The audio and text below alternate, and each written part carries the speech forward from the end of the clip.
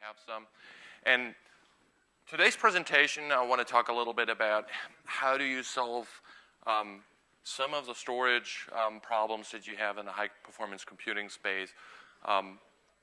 Given the time, we're not going to dive too deep into technical details, but I'll give you a little bit of an idea how you can easily scale your storage from very small blocks up to very high-performing system with multiple gigabytes per second. So what I'm going to talk about is a little bit about what are we, NetApp in this case, and then some of the challenges that are part of the HPC community when it comes down to storage, right? So what does the storage technology has to keep up with, and how can we solve some of those issues with the right architecture from a storage perspective? And then once we have that architecture, how do we scale this architecture to satisfy all the needs that are required to get all the data written and read from the disks? So a couple of the challenges I think that everyone is pretty aware is when we build or when you build a new center, you have different challenges from the compute power, we scale up.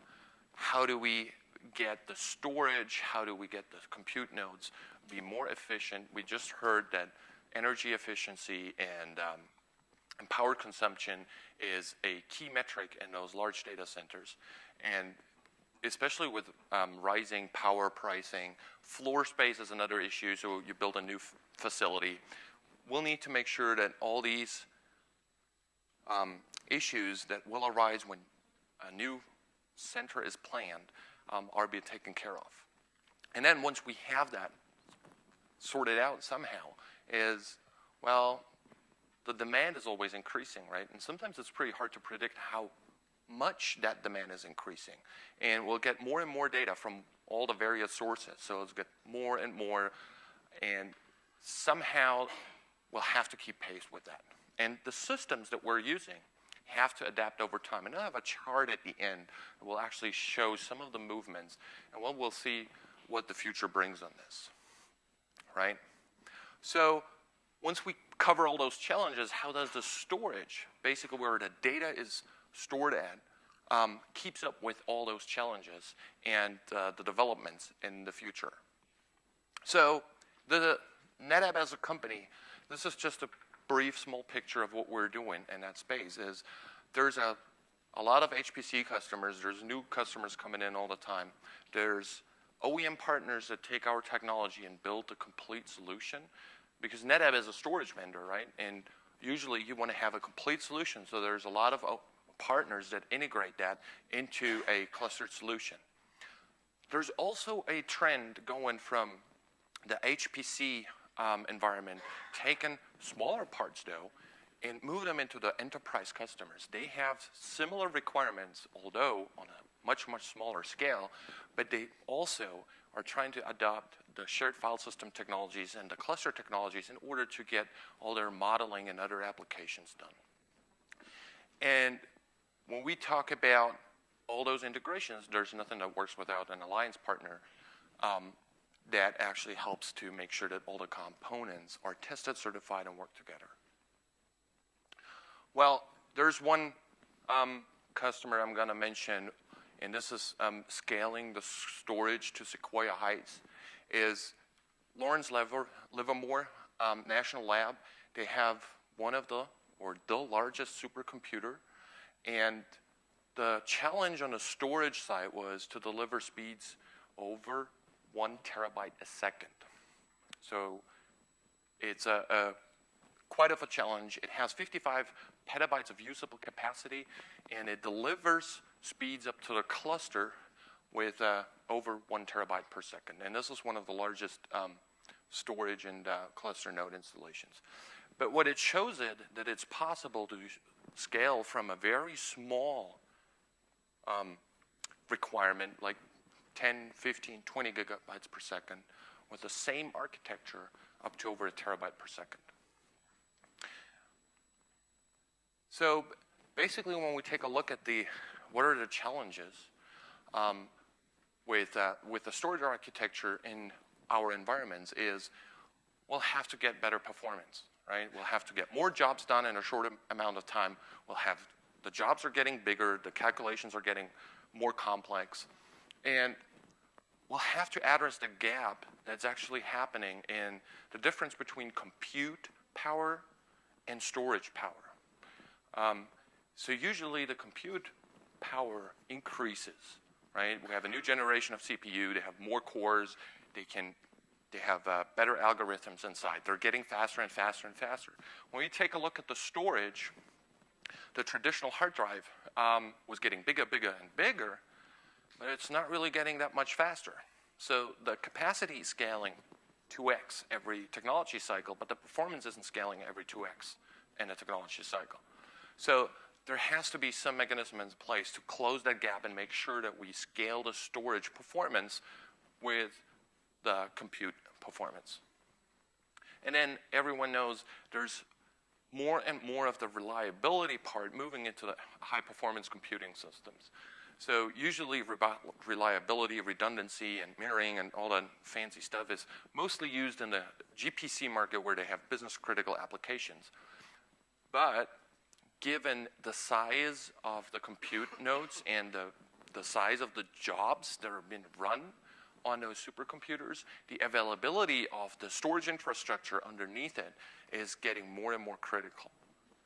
If a job takes a couple of days to complete and you have a storage failure within that, you have to rerun the job, and that can increase the longer a job run is. The other thing is the efficiency, so the performance density, how much performance do I get? Save the floor space, the power requirements that we heard, and then in the end, it's all about how much money do I spend to acquire and run it. So in the past, and that refers both to the computing technology as well as the storage technology, there used to be the approach that the bigger the better, right? So a large rack with a very big dedicated storage is giving you the best performance. So it's basically in large increments. It's a closed-up system. It's pretty big. They consume a lot of power. They have a larger footprint.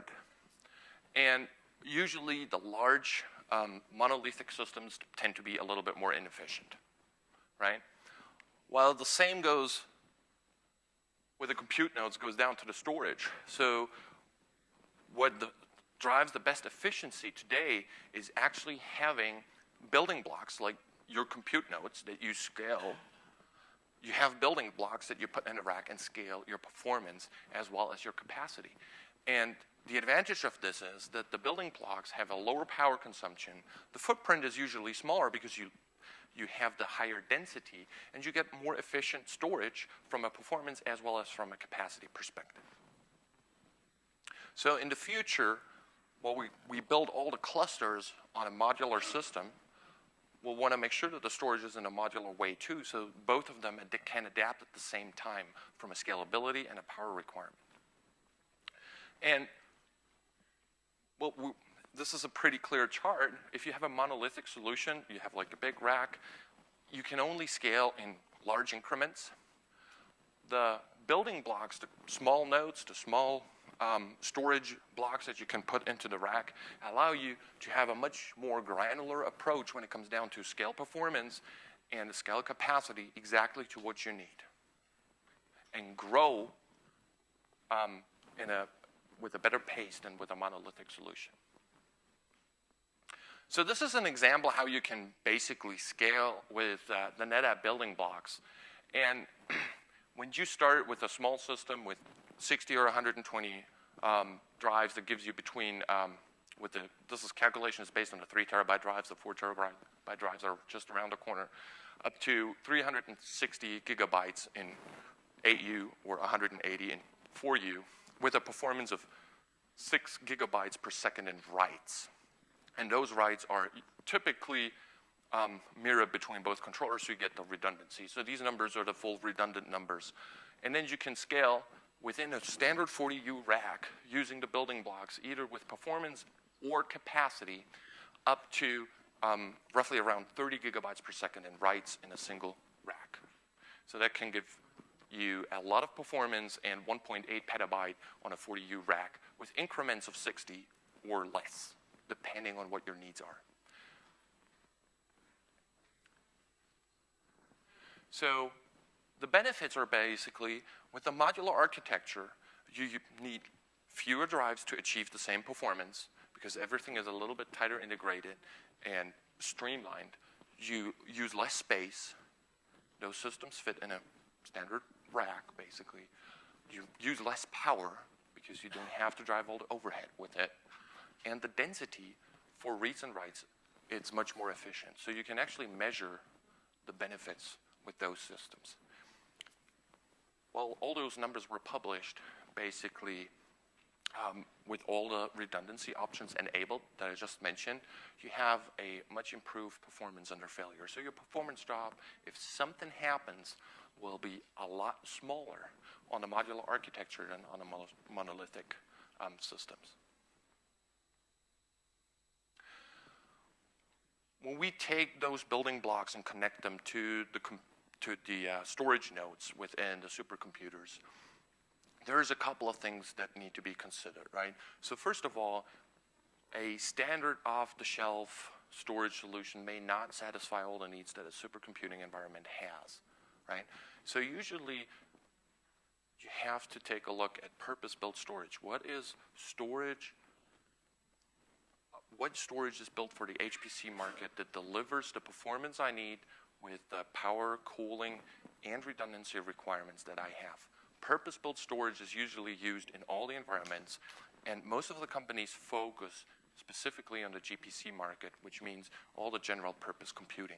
And those storage systems either tend to be tuned to I/O performance, have all the features on that. So a purpose-built storage for the high-performance computing market will give you the best performance, power, and capacity for your money.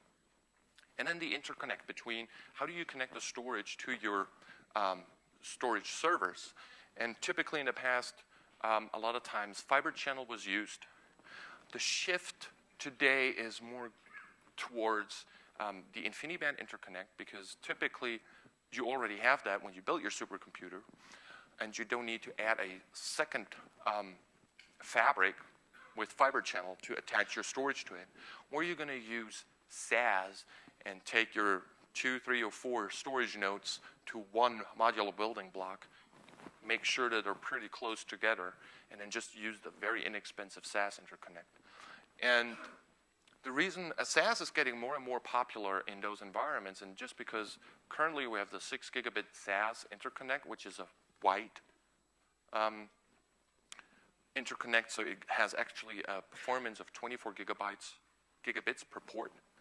The 12 gigabit is pretty close, so that technology is evolving. So SAS 3 is coming soon, and that will double the bandwidth, so you get 48 gigabit per cable at a very, very low cost point. So the SAS HBAs and all the infrastructure around it is pretty inexpensive.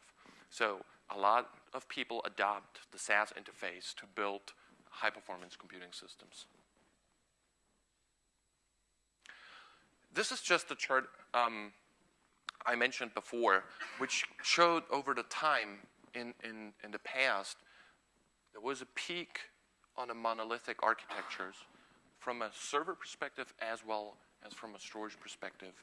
And the future will clearly be modular. We take x86 architecture, we take compute nodes, we'll take everything in a modular building block to scale it exactly to the need and make it inexpensive to scale and to operate.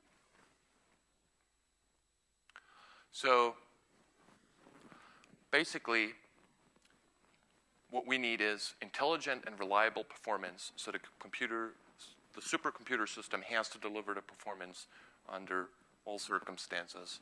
The modular architecture from a compute node as well as from a storage perspective is currently the optimal architecture. And when we build the whole system, a purpose-built storage array as well as the interconnects is a must for those environments. And that's basically it. Are there any questions out there? Okay, well then, Brian, I guess I'll hand it over to you. Thank you.